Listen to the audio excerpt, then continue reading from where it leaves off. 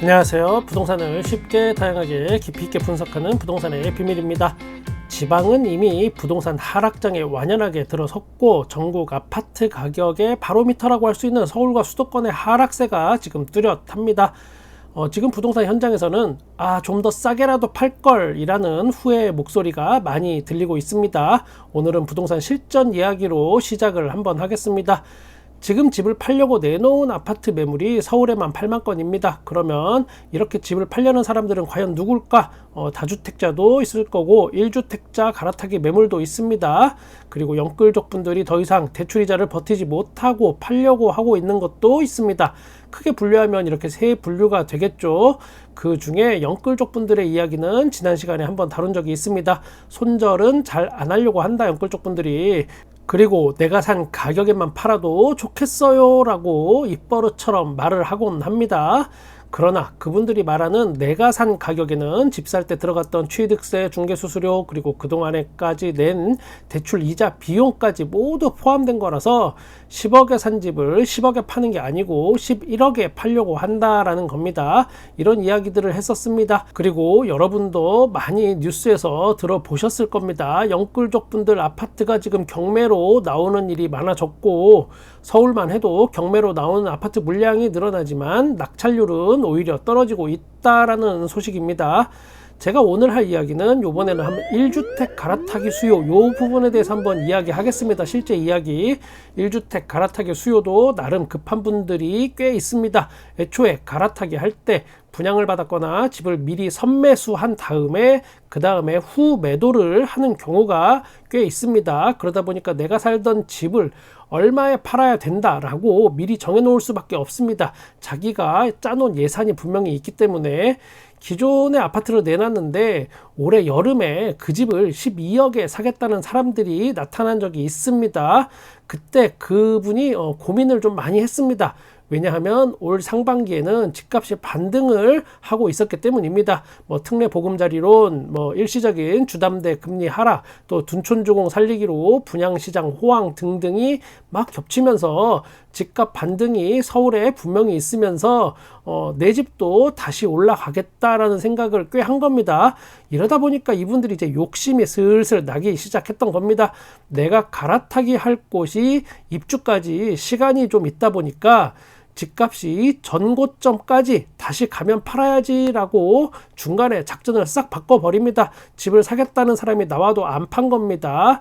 마치 그분들이 느끼기에는 전고점, 그러니까 부동산이 한참 폭발하던 2021년 가을 그때쯤 가격을 돌파할 것처럼 시장 분위기를 이분들이 그렇게 읽은 겁니다.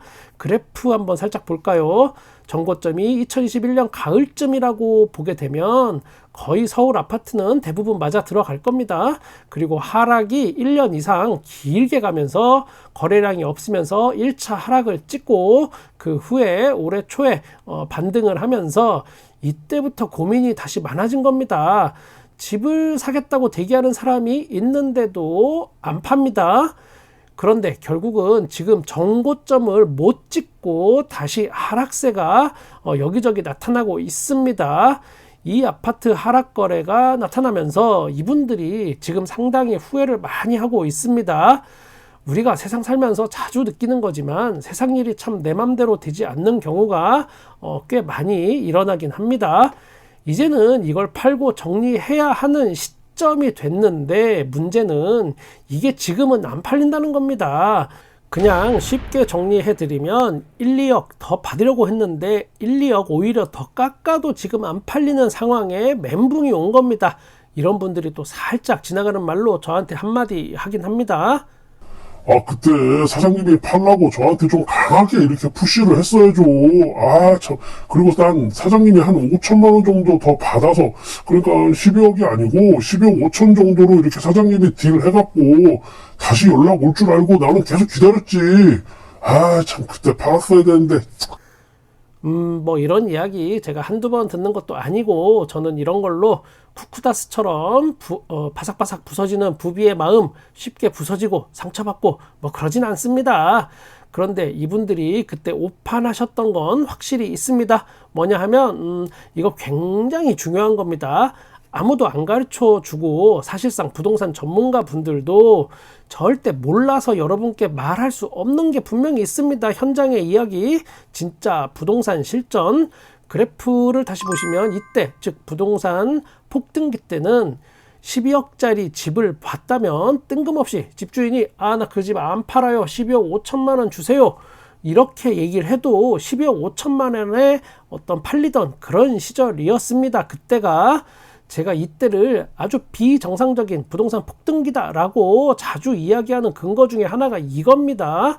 부동산 시장 자체가 그냥 미쳐 돌아가는 상황이었기에 모든 게 가능했습니다. 이런 게. 그런데 또 하락할 때, 그러니까 2022년 요때는 12억에 내놓은 집을 보고 손님이 안 사고 그냥 간다라고 하면 집주인이 먼저 막 저한테 안 달라서 전화해서 11억 5천만 원에 팔 테니까 제발 이거 가져가세요 하던 그런 시절이었습니다.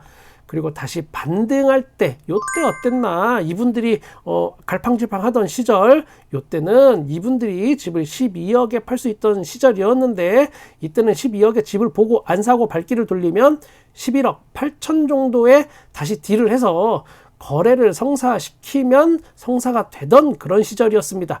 지금 제가 구간을 3개로 나눠서 설명을 드렸는데 이 차이점이 구간마다 어떤지 여러분은 지금 느껴지시나요? 제가 최대한 쉽게 설명드리려고 지금 노력은 많이 하고 있는데 이게 또 제가 만나서 화이트보드에 쭉쭉 이렇게 그리면서 그래프 쫙쫙 그려가면서 설명하는 거랑은 아무래도 좀 틀리다 보니까 제 이야기가 지금 어떻게 여러분께 전달이 될지 굉장히 걱정이 되긴 합니다. 아무튼 요 구간별 차이, 부동산 현장에서만 알 수 있는 이 미세한 차이점이 있는데 그거를 간과하는 경우가 실전에서는 종종 있고, 그럴 때 나중에 나오는 이야기가 그때 팔걸, 아니면 그때 살걸, 이겁니다. 아무튼 이분들이 판단 미스를 하게 된 가장 큰 이유는 바로 부동산 폭등기와 이번 부동산 반등기 때, 그러니까 요 둘 다 상승을 하긴 하는 우상향하는 그래프일 때 요렇게 보일 때 그 안에서 각각 미세한 차이가 있는데 그거를 캐치하기 어려웠다는 겁니다. 부동산 반등기였던 올 상반기 분위기하고 부동산 폭등기 요때 막 한참 미친 듯이 올라갈 때 요때랑은 실제 거래가 되는 상황이 현장에서는 분명히 느낌이 달랐습니다. 이렇게 같은 듯 다르고 또 다른 듯 같은 진짜 부동산 이야기는 여러분은 오직 부동산의 비밀 TV에서만 들으실 수 있습니다. 그러니까 구독과 좋아요를 한 달 만에 5억 떨어졌어요. 2차 하락장 가나? 일단 어디가 어떻게 드라마틱한 가격 하락이 이어지고 있다는 건지 한번 보겠습니다. 강남구 대치동 대치삼성 전용 면적 59제곱미터 직전 거래 가격이 17억에 거래가 됐는데 이게 한 달 안 돼서 최근에 12억에 거래가 됐습니다. 물론 12억은 3층이고 17억에 거래된 건 22층입니다. 그리고 역시나 예상했듯이 현재 호가는 17억부터 있긴 합니다. 이런 물건은 사실상 사고 싶어도 사기 어려운 게 부동산 현실입니다. 시장에 풀리기도 전에 부동산 사장님들이나 그 지인들이 바로 낚아채 가버립니다.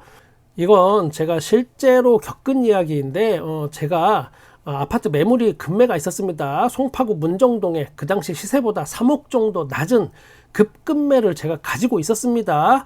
이때 이 집주인분이 저한테만 집을 내주셨는데 이분이 저한테 다른 집을 사신 겁니다. 그러다 보니까 자기가 살던 집을 팔아야 하는데 잔금을 못 맞추니까 급매로 저한테 팔아달라고 내놓은 겁니다. 그런데 그러면 이걸 누가 샀을까? 여러분도 한번 맞춰보세요. 누가 샀을까요? 5, 4, 3, 2, 1.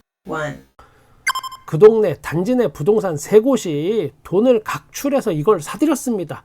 그러니까 부동산들이 이거 급매고 잡아야겠다 그러니까 돈이 부족하니까 당연히 문정동이니까 비싸겠죠. 그러니까 각각 몇 억씩 모아서 이걸 자기네들이 일단 찜을 해고 사버린 겁니다. 그 다음에 나중에 어떻게 팔지는 제가 자세하게는 말씀 못 드리는데 아무튼 그렇게 해서 그 사람들이 사들였습니다. 제가 소문으로만 듣던 이야기를 직접 겪어보니까 저도 그 당시 상당히 얼떨떨하던 기억이 생생합니다. 또 다른 아파트 하나 보겠습니다. 노원구 상계동 상계주공 12단지 전용면적 41제곱미터 직전 거래가 이게 4억 2천만 원이었습니다. 그런데 한 달 만에 3억 2천만 원의 실거래가 된 겁니다. 1억이 빠져서 물론 현재 호가는 이것도 3억 8천만 원부터 있긴 합니다. 우리가 앞으로 지켜봐야 할 것은 이렇게 한 번씩 툭툭 나오는 금매가 거래됐을 때 이것이 그냥 단발성으로 끝날 것인가 아니면 대세 흐름으로 앞으로 쭉 나올 것인가 잡힐 것인가 하는 점 요거를 유심히 보긴 해야 합니다. 그리고 만약에 진짜 이런 거를 사실 분들은 발품을 많이 팔아야 됩니다. 그냥 앉아서 누가 가만히 있는데 이거 급급매니까 1억 싸게 가져가세요 이렇게 절대 안 합니다. 지금 한 가지 확실한 거는 서울과 수도권, 지방을 포함해서 전국의 아파트 가격이 데이터상으로도 확 꺾였다라는 겁니다. 이 데이터는 상승에는 관대하고 하락에는 깐깐한 그런 부동산 데이터입니다. 그 이유는 제가 누누이 말씀드렸기에 오늘은 패스하겠습니다. 그럼에도 불구하고 완전히 다 꺾여 버렸다. 요게 지금 현재 상황입니다. 분양은 받았는데 잔금 마련 어쩌나 입주 앞두고 발동동. 고금리와 아파트 거래 침체 여파로 전국의 아파트 입주 전망 지수가 3개월 연속 하락세에 있습니다. 즉 불 꺼진 아파트가 새 아파트인데 늘어날 확률이 높아졌다 이야기입니다. 분양을 받고도 잔금을 마련하지 못하는 사람들이 늘어납니다. 실거주 의무 폐지가 일단은 물 건너가면서 둔촌주공을 비롯해서 장이동 아파트도 그렇고 다 남일이 아닌 게 돼버렸습니다. 세상이 어떻게 돌아가든 부동산이 어떻게 돌아가든 가장 중요한 건 건강입니다. 저는 아프지만 않고 건강하다면 뭐든지 다 할 수 있다라고 생각합니다. 몇 년 전 이맘때 그러니까 드라마에서나 나오는 대사 큰 병원에 가보십시오 라는 말을 제가 의사 선생님께 들었습니다. 그때 회사에서 준 외제차도 포기하고 법인카드도 포기하고 또 쏠쏠한 급여도 포기하고 오직 수술과 재활치료 이런 거에만 집중한 적이 있습니다. 그때 느낀 것이 건강하기만 하다면 뭐든지 다 할 수 있다는 것이었고 가장 중요한 게 건강이다라는 겁니다. 이런 이야기는 제가 나중에 만약에 좀 더 잘 돼서 구독자님들이 많이 늘어서 10만 구독자가 돼서 실버 버튼을 받는다면 여러분과 함께 언박싱 하면서 하나씩 이런 이야기를 좀 하고 싶었는데 괜히 오밤중에 불 다 꺼놓고 대본을 쓰다 보니까 제가 갑자기 주책맞은 이야기를 하게 됐습니다. 그날이 올지 안 올지는 모르겠으나 여러분 모두 건강하게 올 한 해 마무리하시기 바랍니다. 저는 여러분의 부동산에 끝까지 함께 하겠습니다.